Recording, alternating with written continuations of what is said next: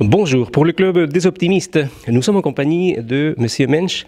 Vous êtes maire, il paraît, d'une ville qui est la championne de la transition. C'est quoi exactement? Oui, donc c'est un titre qui nous a été accordé par Rob Hopkins. Voilà, donc ça relève que de sa responsabilité, quoi. Mais si ça vient de sa part, ça veut dire que c'est pas n'importe quoi. C'est pas anodin, quoi. Voilà. Ouais, donc oui, ça nous remplit de fierté. Voilà. Alors bon, la transition, c'est voilà, souvent on compare ça à une transition énergétique, quoi. On change de mode d'énergie, on va vers des énergies renouvelables, mais la transition, en réalité, c'est une transformation sociale. C'est la transition économique, c'est la transition sociale, environnementale. Voilà, ça intervient partout. Hein. C'est une sorte de révolution pacifique, quoi, un changement de comportement. Alors dites-moi, de où est née cette idée? Ah ben c'est un concept qui a été imaginé par Rob Hopkins. Hein, enfin, mais pourquoi vous l'avez adopté? Mais parce que quand on l'a découverte, cette transition, ce concept, on s'est rendu compte qu'on le faisait déjà. Sans le savoir, quoi. Ah, d'accord. Voilà. Mais on était, pas uniquement, mais essentiellement dans l'énergie. Et puis on venait de se lancer dans les prémices de la démocratie participative. Quand on l'a découvert, et puis voilà, donc on a adhéré à ce mouvement pleinement, et puis on l'a amélioré. Alors, quand vous dites on a adhéré, est-ce que tous les... Comment on appelle les habitants des Ungersheim? Des Ungersheimois. Des Ungersheimois, voilà. Est-ce que tout le monde était d'accord? Ah non. Écoutez, si tout le monde est d'accord, on est plutôt dans des régimes totalitaires, quoi. Vous voyez, non, c'est pas l'unanimité. Loin s'en faut. Bon, maintenant nous avons un indicateur, c'est que depuis que nous nous sommes lancés dans cette démarche, hein, voilà, depuis maintenant une quinzaine d'années, disons, globalement, on est réélu, quoi. Voilà, on est réélu. Donc c'est un bon indicateur. Oui. Et dans la pratique, alors ça... Dans la réélection, on n'a jamais la majorité. Oui, voilà. Pas l'unanimité. On a la majorité, mais pas l'unanimité. Et dans la pratique, alors, on trouve comment cette transition? J'ai vu dans un extrait du film que, par exemple, il y a une charrette, des chevaux qui amènent les enfants à l'école, c'est ça? Oui, le cheval, c'est un nouveau rapport au temps et c'est un vecteur de sensibilisation. Voilà, donc c'est aussi un animal qui apporte plus d'humanité dans les relations et qui est devenu au fil du temps la mascotte des enfants et aussi des habitants. Voilà, ça fait quand même maintenant depuis 2008 que ça existe, le transport des élèves à l'école, et que le cheval travaille, c'est un cheval cantonnier, il travaille au niveau de la commune, hein, il fait l'arrosage des plantes, enfin il tracte les tonnes à eau, et il intervient aussi dans le maraîchage. Est-ce que vous pouvez nous donner des chiffres par rapport à cette transition? Au niveau énergétique, est-ce qu'il y a des économies? Ah oui, bien sûr, il y a des économies substantielles. Alors globalement, je peux dire, depuis qu'on a engagé cette démarche, on économise et on a des recettes nouvelles de l'ordre de 120 000 à 150 000 euros par an, tous les ans, sur un budget de 1,8 million à 2 millions d'euros de fonctionnement. Donc voilà, c'est 6 à 7%. C'est 600 tonnes de gaz à effet de serre de moins à rejeter dans l'atmosphère. Ce sont des emplois qui ont été créés. Depuis 2011, une centaine d'emplois.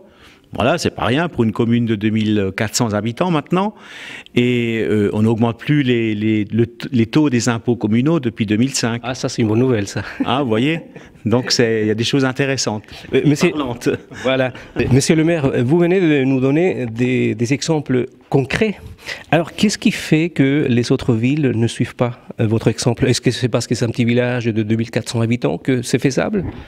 Non, ça n'a rien à voir. La transition, comme je le répète, c'est un concept, c'est une démarche éminemment politique au sens noble du terme et qui entraîne des résultats qui sont probants, qui sont intéressants. Donc le fait de s'y engager, ça demande une réorientation des politiques publiques. Et ça demande aussi des changements de comportement au niveau des élus, mais aussi des habitants, etc. Donc tout ça, ça fait que on chamboule un petit peu l'ordre établi et qu'on se heurte au poids des habitudes, au boulet de la culture, de tout ce qu'on avait l'habitude de faire pendant des décennies. Donc ces changements sont aussi synonymes d'insécurité. Et voilà, donc il faut peut-être un peu de courage politique et il faut être un peu visionnaire pour s'engager, prendre peut-être un peu de risque au début, parce que ça ne parle pas obligatoirement aux électeurs. Mais en s'y prenant suffisamment tôt, les résultats électoraux peuvent être intéressants. Et visionnaire parce qu'il faut qu'on laisse une planète tout de même à nos enfants. Ah oui, maintenant, il ne s'agit plus d'être visionnaire. Hein. Ouais. Je pense qu'on est quasiment dans le mur. Ouais. Et on se rend compte, 2016, c'était l'année la plus chaude et beaucoup plus chaude de tous les temps. On vit de plus en plus à crédit. Ouais, tous les ans, c'est de plus en plus chaud. Ouais. Et il y a des événements climatiques de plus en plus fréquents, de plus en plus puissants.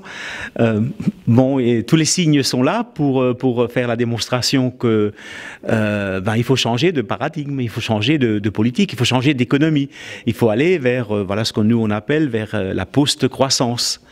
Parce que la croissance, on n'y est plus déjà depuis longtemps, en réalité. Monsieur le maire, vous êtes donc à Besançon aujourd'hui, invité par la Nef, par les Colibris et par Biocop. Qu'est-ce que vous en pensez et pourquoi vous faites ça en fait? Et qu'est-ce que vous en pensez de l'accueil? Parce qu'il y a beaucoup de monde actuellement dans la salle. Hein. L'accueil, il est déjà très chaleureux, parce que il y a déjà beaucoup de monde, la salle est pleine, quasiment. Mais je rencontre là où je vais, c'est plutôt Marie-Monique qui se déplace beaucoup, Marie-Monique Robin. Donc là où je vais, je rencontre partout quasiment des salles pleines, ou parfois même à Besançon, ils ont refusé une centaine de personnes.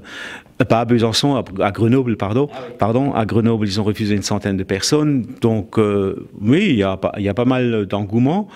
Et ça fait chaud au cœur. Et puis, ça montre qu'on est aussi sur la bonne voie, que ça intéresse les gens, qu'il y a une quête d'un changement, d'une nouvelle politique, de nouveaux investissements. Est-ce que les spectateurs sortent de la projection du film en se demandant mais qu'est-ce qu'on attend?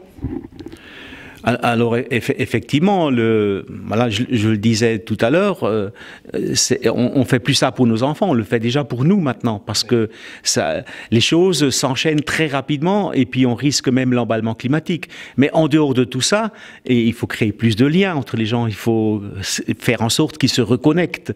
Et ça c'est aussi la transition. Oui. Voilà, créer plus de fraternité dans les relations humaines. Donc c'est éminemment la transition et c'est par ce biais-là qu'on arrivera à faire rentrer une nouvelle donne et à changer le comportement.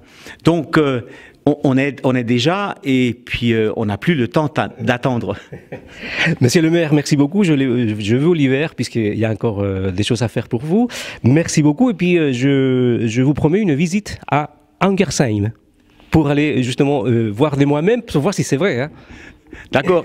Alors, Marie-Monique Robin, je l'ai rencontrée à Thann lors de la projection du film Sacrée Croissance, de son film. Et puis, il y a un débat à l'issue du film. Et je suis allé la trouver. Je lui ai remis une brochure, une petite brochure qui montre nos actions, nos 21 actions. Et en lui disant, ce que vous montrez dans votre film Sacrée Croissance en parcourant toute la planète, nous, on le fait chez nous, dans un village en France. Alors elle était un peu frustrée et étonnée, et donc elle est aussi venue faire un repérage pour vérifier, après coup, pour vérifier si vraiment c'est vrai ce qu'on raconte. Ah oui. Et puis voilà, elle a trouvé que c'est vrai. Bon voilà, donc merci beaucoup monsieur le maire, à bientôt. Merci.